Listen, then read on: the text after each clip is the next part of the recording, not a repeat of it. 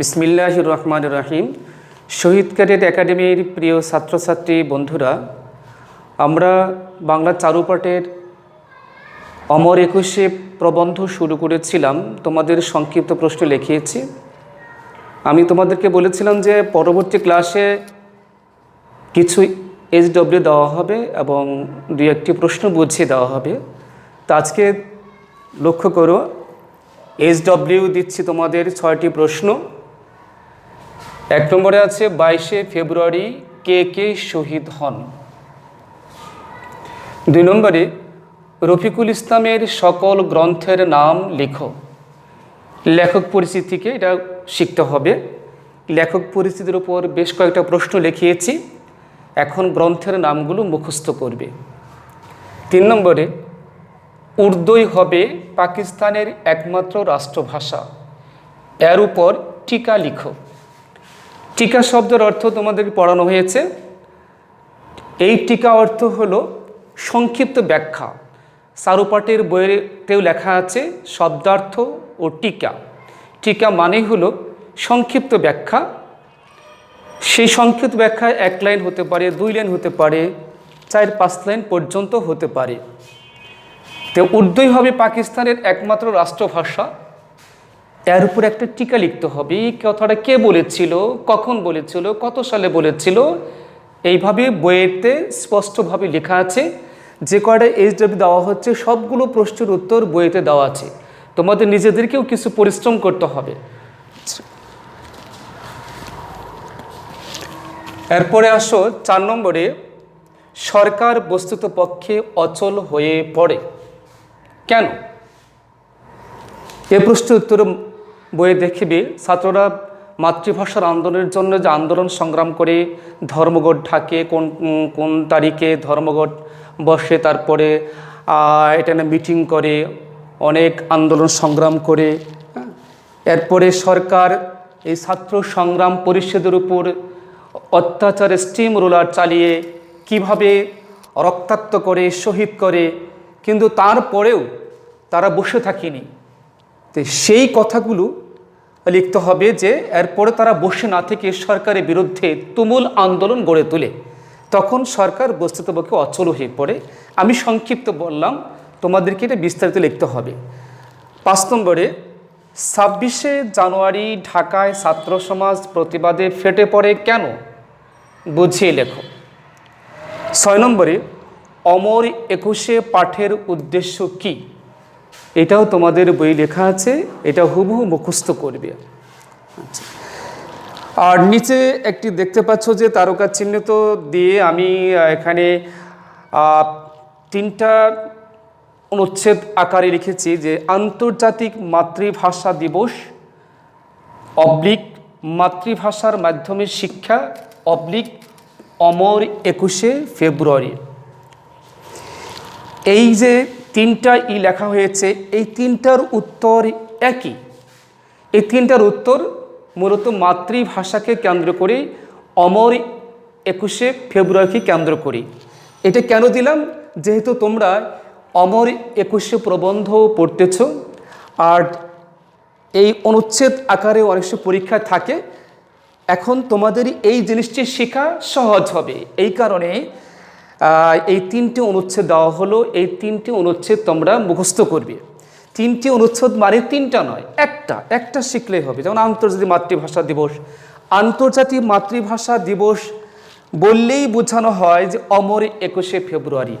আর মাতৃভাষার মাধ্যমে শিক্ষা মানে বোঝানো হচ্ছে যে বাংলা ভাষার জন্য আন্দোলন করেছিল বাঙালি জাতি, সেই বাংলা ভাষার কথা বোঝানো হয়েছে যে আমাদের মাতৃভাষা বাংলা, সর্বপ্রথম আমাদের বাংলাকে অগ্রাধিকার দিতে হবে। আমরা অন্যান্য ভাষার চর্চা করব, শিখব, ঠিক আছে, কিন্তু আগে বাংলা ভাষার গাঁথুনি, তারপরে অন্য ভাষার চর্চা। আমরা মাতৃভাষার মাধ্যমে নিজেদের মনের ভাব যত সুন্দর করে প্রকাশ করতে পারব, পৃথিবীর আর কোনো ভাষার মাধ্যমে এটা সম্ভব নয়। এজন্য আমাদের প্রত্যেকটি ক্ষেত্রে শিক্ষা গ্রহণ করতে হবে মাতৃভাষার মাধ্যমে। আমরা অন্য ভাষা ট্রান্সলেট করে সেটা পড়তে পারি, কিন্তু আগে মাতৃভাষার উপর আমাদের দখল অর্জন করতে হবে। এই জন্য এটা হলো মাতৃভাষার মাধ্যমে শিক্ষা। এই 3টি অনুচ্ছেদ সব মানে সেম একই। এই তিনটে অনুচ্ছেদ তোমাদের শিখতে হবে। আন্তর্জাতিক মাতৃভাষা দিবসে শুধু একটা জিনিস যোগ করতে হবে যে কত সালে আমাদের এই মাতৃভাষা আন্তর্জাতিক মাতৃভাষা দিবস হিসাবে স্বীকৃতি লাভ করে। তোমরা জানো যে 1999 সালের 17 নভেম্বর জাতিসংঘের ইউনেস্কো সম্মেলনে সেখানে 188টি দেশ নিয়ে মিটিং হয়। সেখানে সর্বসম্মতিক্রমে 21শে ফেব্রুয়ারি আন্তর্জাতিক মাতৃভাষা দিবস হিসেবে স্বীকৃতি লাভ করে। সেখান থেকেই বা সেদিন থেকেই আন্তর্জাতিক মাতৃভাষা দিবস পালিত হয়ে আসছে।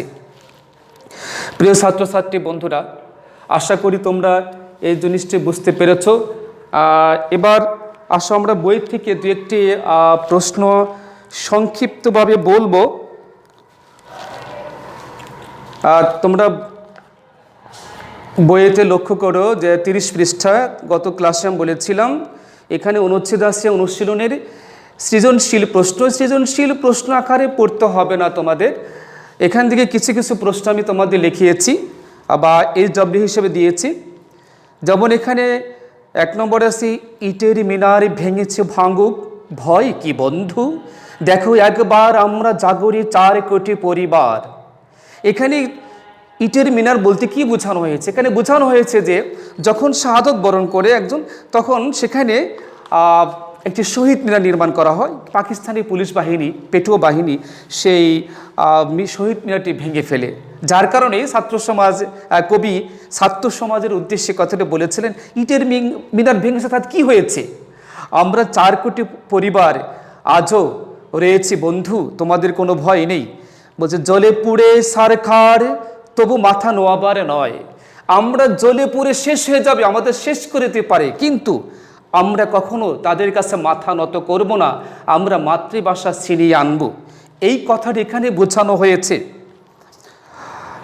এরপরে এখানে প্রশ্ন আছে ক খ গ ঘ, এখান থেকে কয়েকটি প্রশ্ন তোমাদের অলরেডি দেওয়া আছে। আর নিচের দিকে আসো 2 নম্বরের প্রশ্ন সৃজনশীল, মাগো ওরা বলে সবার কথা কেড়ে নেবে, তোমার কোলে শুয়ে গল্প শুনতে দেবে না, বলো মা তাই কি হয়? এই কথা দ্বারা কি বোঝানো হয়েছে? মাগো, মা বলে কাকে সম্বোধন করা হয়েছে? এখানে মা বলে সম্বোধন করা হয়েছে এই মাতৃভূমিকে, এই বাংলাদেশকে।